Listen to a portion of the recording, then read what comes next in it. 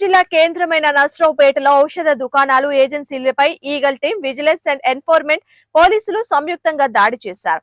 Operation గరుడలో భాగంగా సత్తెనపల్లి రోడ్లోని Bhagyashree medical ఏజెన్సీలో తనిఖీలు నిర్వహించారు. అనధికార గోదాములో అనుమతులు లేకుండా భారీగా గుర్తించిన ఔషధ నిల్వలను సీజ్ చేశారు.